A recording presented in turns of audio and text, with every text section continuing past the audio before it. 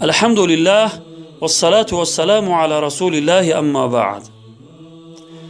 مصافحه کردن یعنی دست به دست سلام کردن مردان و زنان بیگانه، چطوری که امروزها در دانشگاه ها و مکتب های میانه و یا در جایهای کار دیده می شود، این سراسر مخالف آیات های قرآن کریم و احادیث گوهربار پیامبر خدا صلی الله علیه و سلم می باشد. برای آن کسانی که به خدا و به روز حساب و جزا باوری دارند ولی باز هم با زنان بیگانه دست به دست سلام می کنند، همین یک حدیث پیامبر خدا صلی الله علیه و سلم کافی است که در آن برای این گونه نفران خیلی وعید سختی آمده است. عاقبت این گونه نفران خیلی خطرناک است. به این حدیث گوهربار پیامبر خدا صلی الله علیه و سلم خوب گوش اندازید. از حضرت معقل بن یسار رضی الله عنه روایت است که پیامبر خدا صلی الله علیه و سلم فرمودند: اگر در سر یکی از شما میخ آهنین فرو برده شود، یعنی میخ آهنین زده شود، بهتر است از آن که بزن دست برساند که برایش حلال نیست. روایت طبرانی، حدیث رقم 486. برادر عزیز، وقتی عاقبت گناه دست به دست سلام کردن را با زنان بیگانه واقعا درک می کردی، هرگز با زنان بیگانه دست نمی دادی و مصافحه نمی کردی. و خداوند در آیه 32 سوره اسراء می فرماید: استعیذ بالله ولا تقربوا الزنا انه کان فاحشة و ساء سبیلا.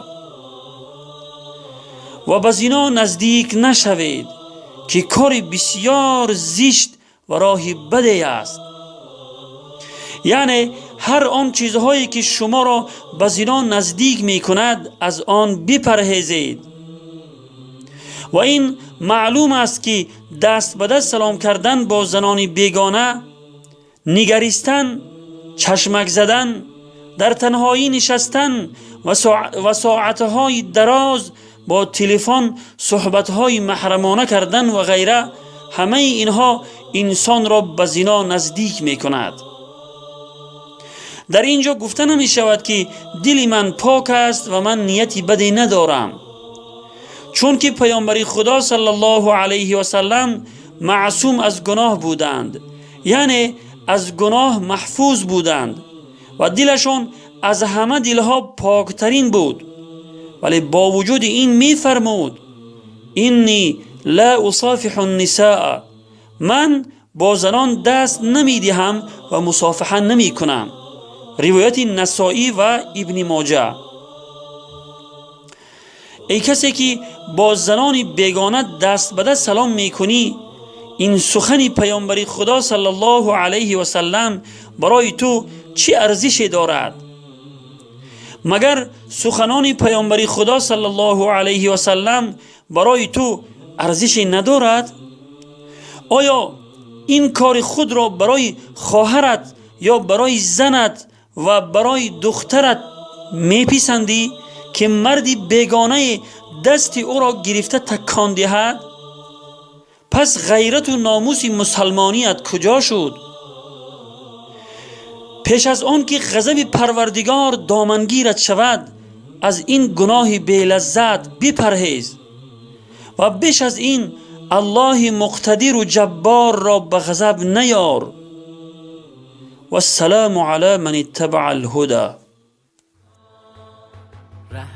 راه هدایت، راه بوبکر و عمر، راه عثمان و علی و راه نجات صغر. راه زیایی، شیر مرد راه دین، اسوه اخلاص و همت، اسوه علم و یقین.